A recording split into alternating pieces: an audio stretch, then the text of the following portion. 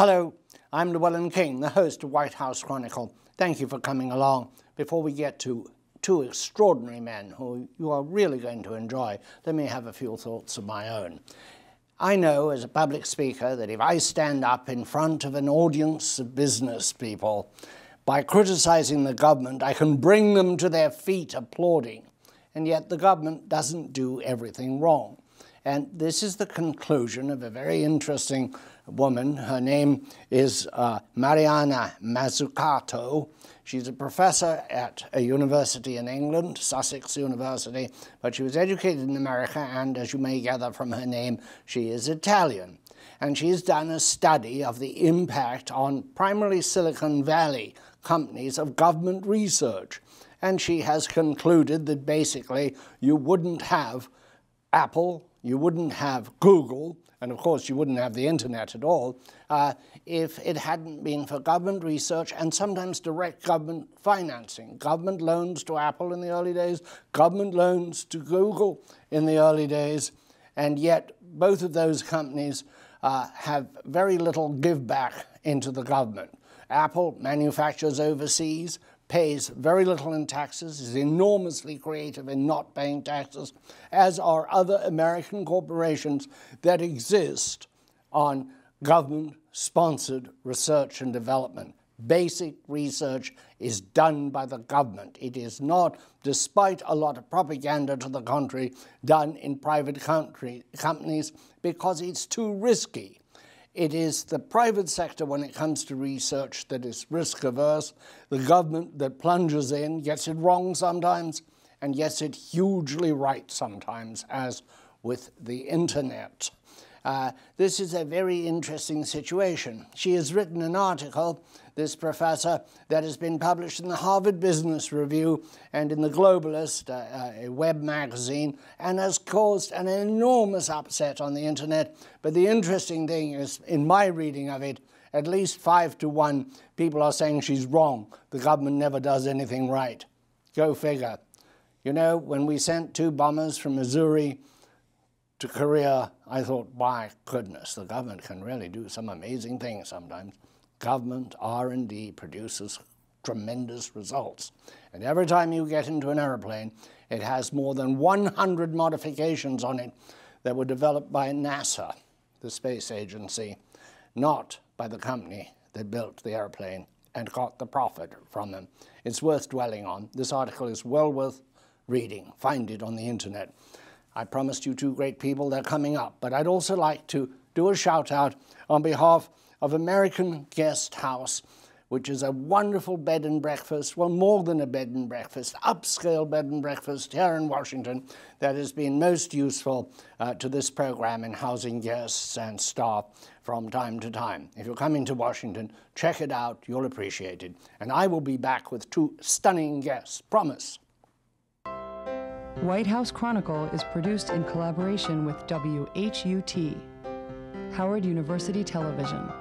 And now, the program host, nationally syndicated columnist Llewellyn King, and co-host Linda Gasparello.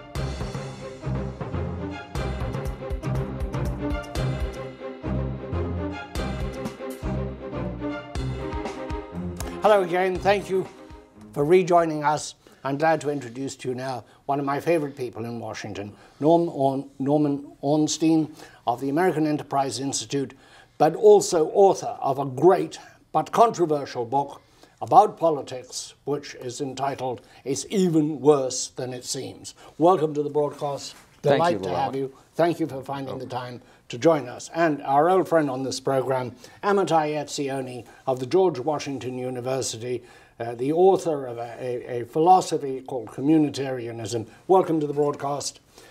Norman, is it worse than it seems, or is it getting better? There are a few, I suppose we could call them green shoots out there in a sense, Llewellyn.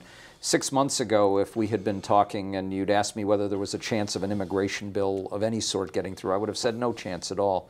The same with guns.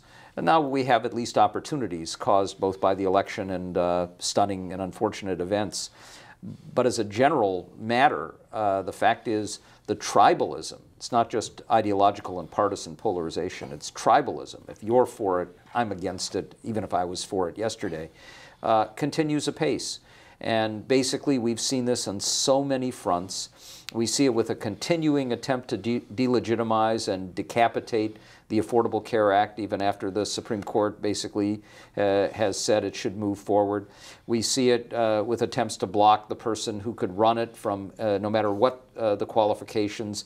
The same with the Consumer Financial Protection Bureau, filibustering judges. And of course, we see it with the insanity that's been pursued on the fiscal front. And now, probably sometime this summer, yet another hostage-taking confrontation over the debt limit, which is deeply self-destructive for the country. Amitai, this gridlock, who are the winners, who are the losers? Are there winners? Well, I don't think there's a gridlock. And in effect, at the beginning, when you started the program and you said that somebody argued the government is doing well, you said that the reaction out there was 5-1, that nobody accepts that. It means that the majority of our public takes basically conservative positions. They are anti-government. The liberals have not succeeded in convincing the majority of our people that the government does all the good things you mentioned. Now, maybe they've been brainwashed by Fox, so we can argue about that because they not all watch Fox. And the question is, do those who are conservative go to Fox? Or does Fox make them start? But the main point is, we get, as my distinguished colleague just listed, a lot of conservative victories.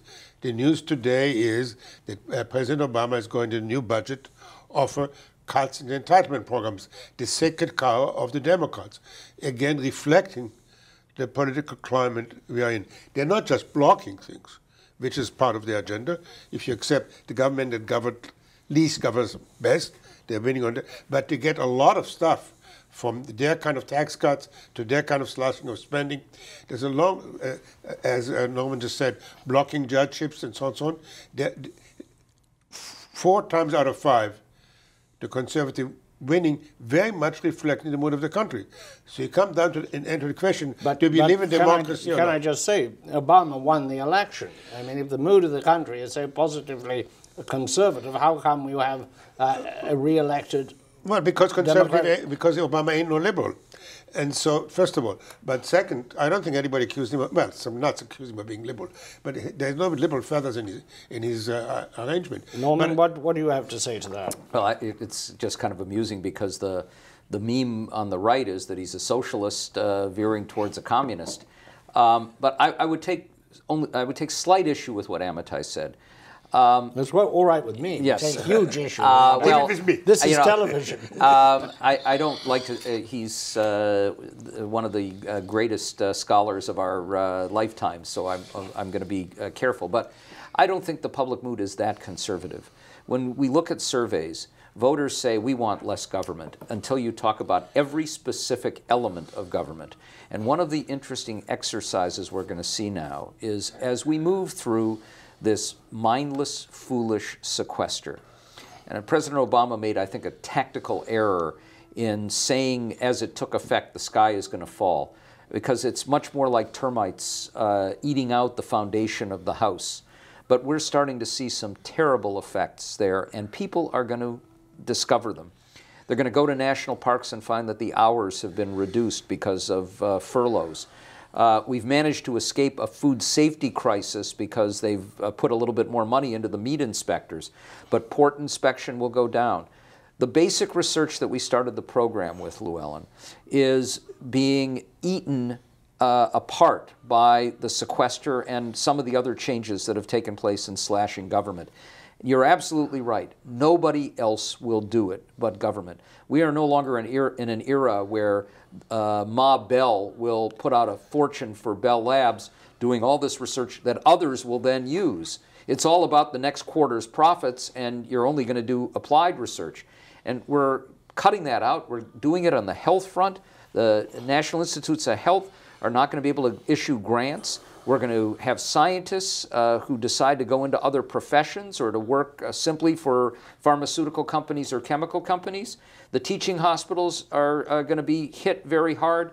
And I think we're going to see before very long a public saying, that's not what we meant. We meant cut out the waste, fraud, and abuse that we would never see, not the things that are right in front of us. And there, I think you're going to find some accountability. We'll come back to Republicans who say, let's just cut all government. You're one of the great students of the Congress and admired as such throughout the intellectual, public intellectual life. Is it going to get better? It's going to get better eventually. You know, people often ask me, if this is the worst ever, what about the period right before the Civil War? And I'll say, do you really want to be compared to the period right before the Civil War? But if you look at that period, you look at the 1890s when the Democratic Party veered way off to the left, it took about a decade to pull it back.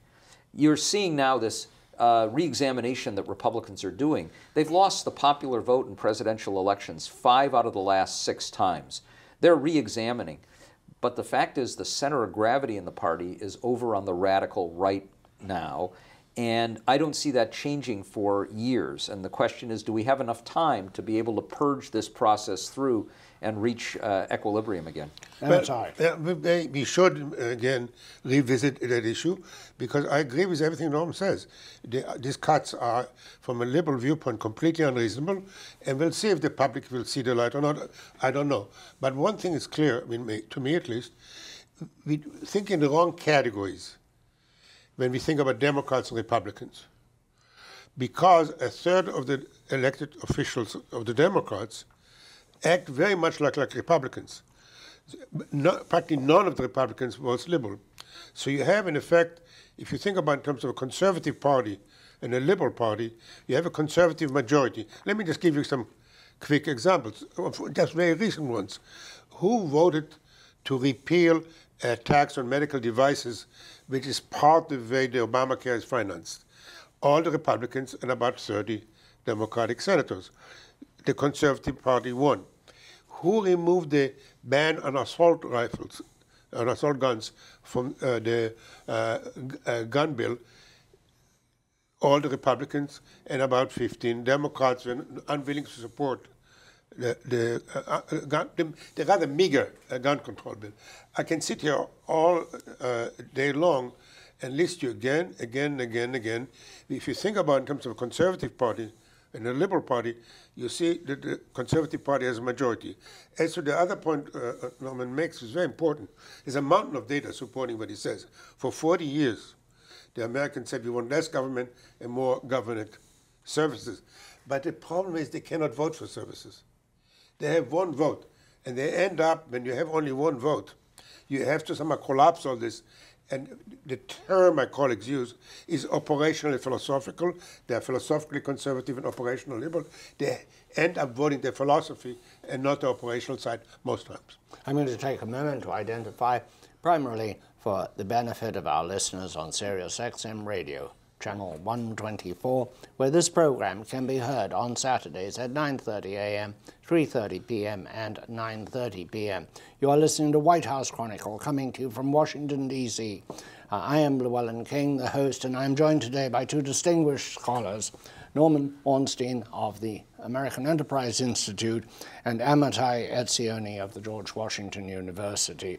This program can also be seen globally on the English language stations of the Voice of America and on 200 or so public and public access stations here in the United States. Norman, we can't just wring our hands. What is the next? What happens? What moves things? Is it some external force? Would it be what's happening on the Korean Peninsula? Would it be something in the Middle East? Would it be something domestic? These issues, as Amitai has basically said, are very complex and not understood by the public. The public only understands that bit of the government which affects them. And that's taxes plus one other thing.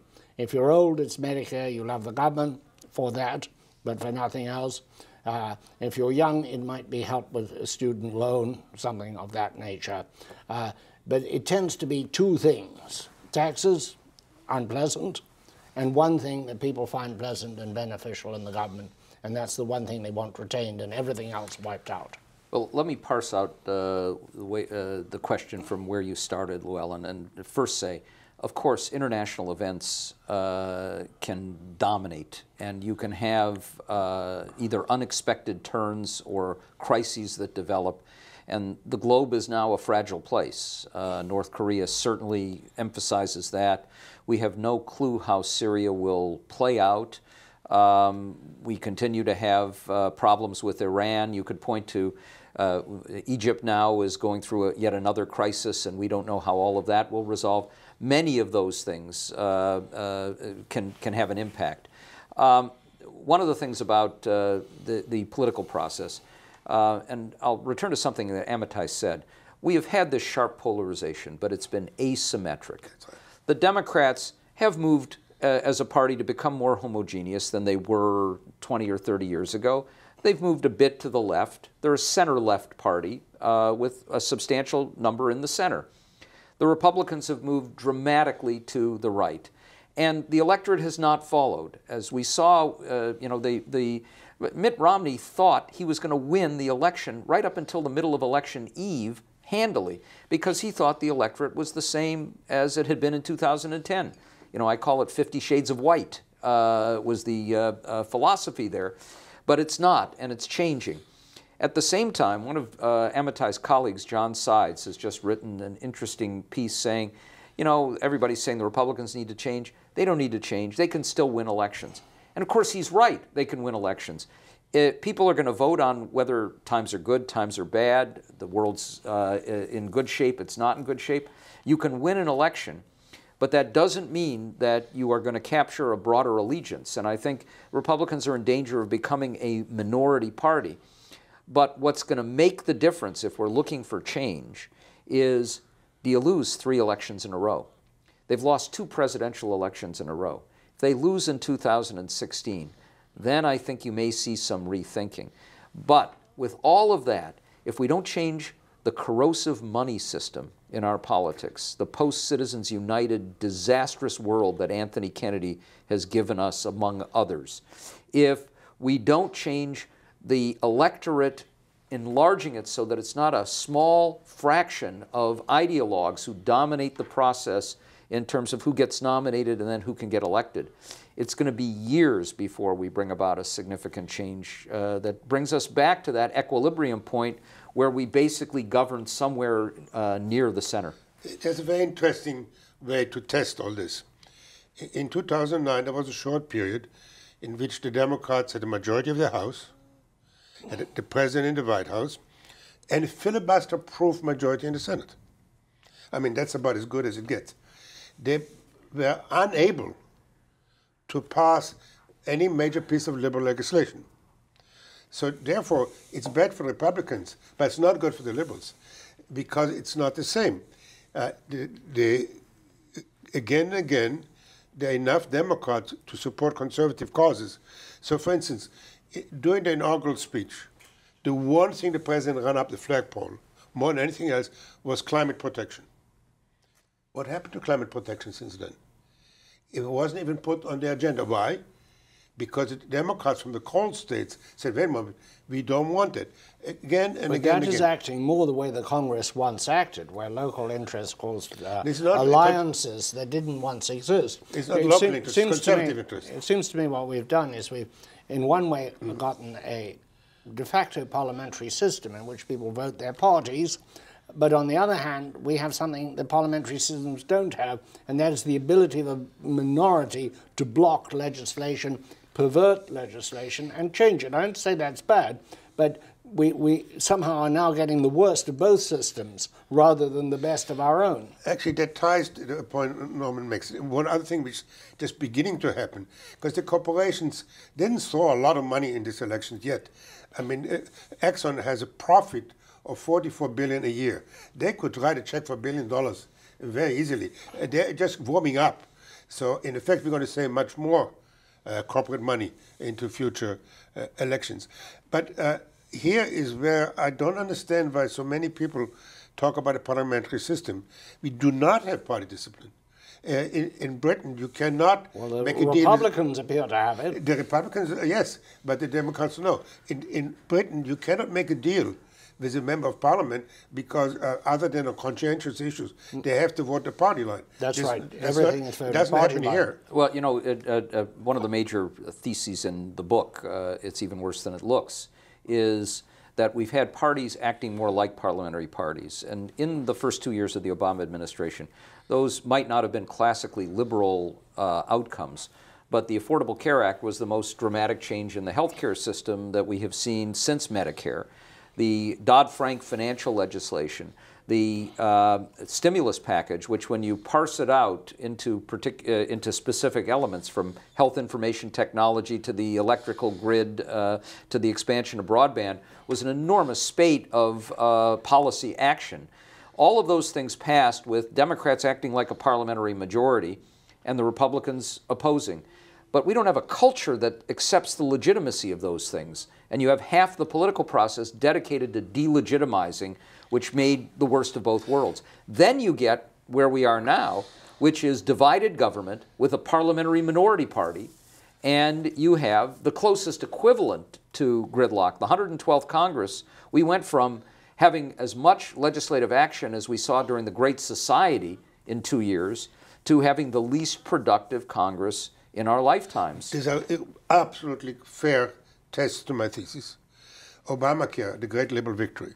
Obamacare was invented by the Heritage Foundation as an antidote to the liberal idea of a single payer. It was, of course, introduced by a Republican governor. It was deliberately set up. Romney in Massachusetts. Right. It was deliberately set up in order to take the wind out of the sail of what the liberals wanted, which wasn't even discussed by the Obama administration. In fact, one of the first things the president did is promise Big Pharma and the insurance companies that single payer will not be even discussable. As to the regulation of Wall Street and the banks, it's true, Norm is of course correct, that the bill originally was supposed to put significant controls, which would have been a liberal victory.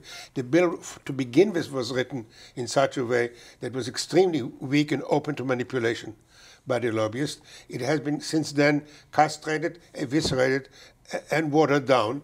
And of course, the banks are just as big as they used to be. They still take taxpayer money and give it as bonuses to their shareholders and executives. One more liberal victory like this, and we're really going to have a conservative government. I want to ask Norman, in your book and in talks I've heard you give, you've been very critical of the media for being generous to really fringe people, and maybe in a pursuit, and we're going to schedule a whole program on this, but maybe in pursuit of fairness, they're deceiving the public, or they're bringing players into the public debate who do not deserve a voice in the public debate. Explain that, please. You know, they may deserve a voice in the public debate, but I would say that the concept of false equivalence, which I did not originate, probably the term could go to James Fallows of The Atlantic, but it's a powerful phenomenon. Journalists, for a variety of reasons, including commercial ones, do not want to offend large audiences, those who are not in the tribal media themselves. And so the norm is you report both sides of a story as equals. You don't focus on the truth, you focus on presenting both sides. Sometimes issues have more than two sides.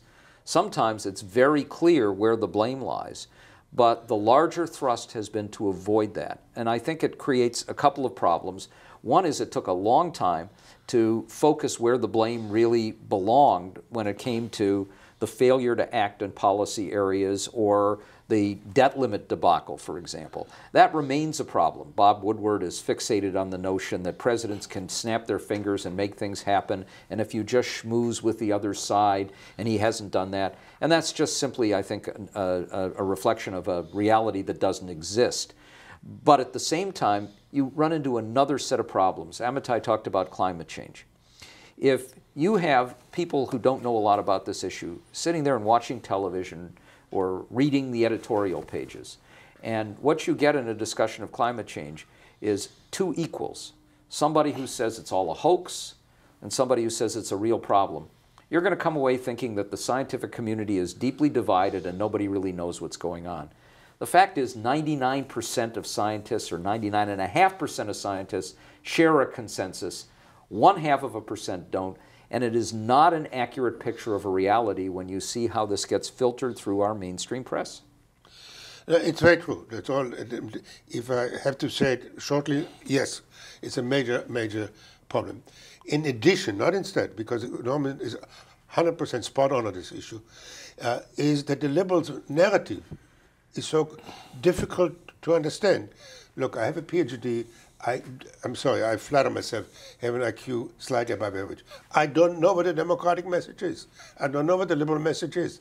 The other day, a reporter from CNN asked a group of Democrats to summarize the Republican message, and they had it in a second.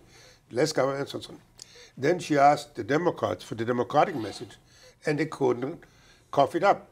I would briefly have said a more humanitarian, just society. I don't think it's hard to say. Maybe the questioner or the respondent was not up to the job, but definitely this leads to very different ideas of how you get there. Because and the one is a very cruel, ruthless concept of social arrangement. And one is a very generous concept of social arrangement, which creates its own problems. As a journalist, a lifelong journalist, I tell you that it is very difficult to deal with that dissonant voice, which may be important or may not be. When I was a young man in Africa, I used to publicize in a paper that I was the news editor of when I was a teenager, the African National Congress, which was very gentle in those days, but moving towards the essential change of the political order, later the overthrow. And people criticized me because I gave them a voice. I didn't bring about, it would have happened anywhere. But do I think I was wrong in giving them a voice? They were really considered crazy and irrelevant at the time. But I saw my job to be fair.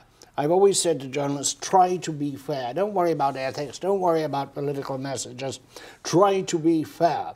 And in being fair, we often give voice to these very unimportant or troublesome voices that talk rubbish, like climate change and many other things. It is very difficult for journalists to walk a straight line because there isn't a straight line. There's a lot of personal judgment and a lot of criticism, and I'm afraid I consumed the last bit of time we have. I want to thank both of you so much for offering us such wonderful opinions today and for coming here. That is our program. All the best. We'll see you on the same stations next week, and make up your own mind. Don't let anybody make it up for you. Cheers.